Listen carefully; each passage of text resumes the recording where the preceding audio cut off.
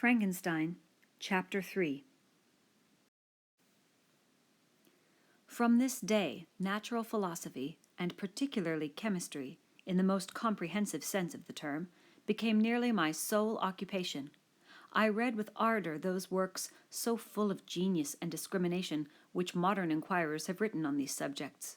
I attended the lectures and cultivated the acquaintance of the men of science of the university, and I found even in Mr. Krempe a great deal of sound sense and real information, combined, it is true, with a repulsive physiognomy and manners, but not on that account the less valuable. In Mr. Waldman I found a true friend.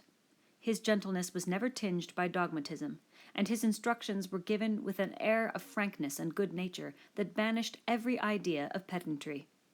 It was, perhaps, the amiable character of this man that inclined me more to that branch of natural philosophy which he professed, than an intrinsic love for the science itself. But this state of mind had place only in the first steps towards knowledge. The more fully I entered into the science, the more exclusively I pursued it for its own sake. That application, which at first had been a matter of duty and resolution, now became so ardent and eager that the stars often disappeared in the light of morning whilst I was yet engaged in my laboratory.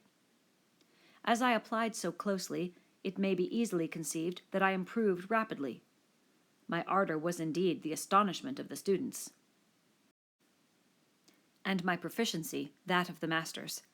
Professor Krempe often asked me with a sly smile how Cornelius Agrippa went on, whilst Mr. Waldman expressed the most heartfelt exultation in my progress. 2 years passed in this manner, during which I paid no visit to Geneva, but was engaged heart and soul in the pursuit of some discoveries which I hoped to make. None but those who have experienced them can conceive of the enticements of science. In other studies you go as far as others have gone before you, and there is nothing more to know, but in a scientific pursuit there is continual food for discovery and wonder. A mind of moderate capacity, which closely pursues one study, must infallibly arrive at great proficiency in that study, and I, who continually sought the attainment of one object of pursuit, and was solely wrapped up in this, improved so rapidly that, at the end of 2 years, I made some discoveries in the improvement of some chemical instruments which procured me great esteem and admiration at the university. When I had arrived at this point, and had become as well acquainted with the theory and practice of natural philosophy as depended on the lessons of any of the professors at Ingolstadt, my residence there being no longer conducive to my improvements, I thought of returning to my friends in my native town, when an incident happened that protracted my stay. One of the phenomena which had peculiarly attracted my attention was the structure of the human frame, and, indeed, any animal endued with life. Whence, I often asked myself, did the principle of life proceed? It was a bold question, and one which has ever been considered as a mystery. Yet with how many things are we upon the brink of becoming acquainted, if cowardice or carelessness did not restrain our inquiries?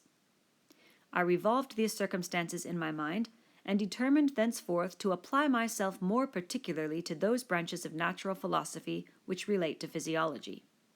Unless I had been animated by an almost supernatural enthusiasm, my application to this study would have been irksome and almost intolerable. To examine the causes of life, we must first have recourse to death. I became acquainted with the science of anatomy, but this was not sufficient. I must also observe the natural decay and corruption of the human body. In my education, my father had taken the greatest precautions that my mind should be impressed with no supernatural horrors. I do not ever remember to have trembled at tale of superstition, or to have feared the apparition of a spirit. Darkness had no effect upon my fancy, and a churchyard was to me merely the receptacle of bodies deprived of life, which, from being the seat of beauty and strength, had become food for the worm. Now I was led to examine the cause and progress of this decay, and forced to spend days and nights in vaults and charnel houses. My attention was fixed upon every object the most insupportable to the delicacy of the human feelings. I saw how the fine form of man was degraded and wasted. I beheld the corruption of death succeed to the blooming cheek of life. I saw how the worm inherited the wonders of the eye and brain. I paused, examining and analyzing all the minutiae of causation, as exemplified in the change from life to death, and death to life, until from the midst of this darkness a sudden light broke in upon me, a light so brilliant and wondrous, yet so simple, that while I became dizzy with the immensity of the prospect which it illustrated, I was surprised that among so many men of genius, who had directed their inquiries towards the same science, that I alone should be reserved to discover so astonishing a secret. Remember, I am not recording the vision of a madman. The sun does not more certainly shine in the heavens than that which I now affirm is true. Some miracle might have produced it, yet the stages of the discovery were distinct and probable. After days and nights of incredible labor and fatigue, I succeeded in discovering the cause of generation and life, nay, more. I became myself capable of bestowing animation upon lifeless matter. The astonishment which I had at first experienced on this discovery soon gave place to delight and rapture. After so much time spent in painful labor, to arrive at once at the summit of my desires was the most gratifying consummation of my toils. But this discovery was so great and overwhelming that all the steps by which I had been progressively led to it were obliterated, and I beheld only the result. What had been the study and desire of the wisest men since the creation of the world was now within my grasp. Not that, like a magic scene, it all opened upon me at once. The information I had obtained was of a nature rather to direct my endeavors so soon as I should point them towards the object of my search, than to exhibit that object already accomplished. I was like the Arabian who had been buried with the dead, and found a passage to life aided only by one glimmering and seemingly ineffectual light. I see by your eagerness, and the wonder and hope which your eyes express, my friend, that you expect to be informed of the secret with which I am acquainted. That cannot be. Listen patiently until the end of my story, and you will easily perceive why I am reserved upon that subject. I will not lead you on, unguarded and ardent as I then was, to your destruction and infallible misery. Learn from me, if not by my precepts, at least by my example, how dangerous is the acquirement of knowledge, and how much happier that man is who believes his native town to be the world, than he who aspires to become greater than his nature will allow. When I found so astonishing a power placed within my hands, I hesitated a long time concerning the manner in which I should employ it. Although I possessed the capacity of bestowing animation, yet to prepare a frame for the reception of it, with all its intricacies of fibers, muscles, and veins, still remained a work of inconceivable difficulty and labor. I doubted at first whether I should attempt the creation of a being like myself, or one of simpler organization, but my imagination was too much exalted by my first success to permit me to doubt of my ability to give life to an animal as complex and wonderful as man. The materials at present within my command hardly appeared adequate to so arduous an undertaking, but I doubted not that I should ultimately succeed. I prepared myself for a multitude of reverses. My operations might be incessantly baffled, and at last my work be imperfect.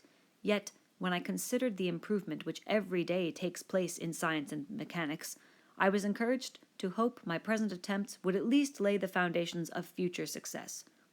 Nor could I consider the magnitude and complexity of my plan as any argument of its impracticability. It was with these feelings that I began the creation of a human being.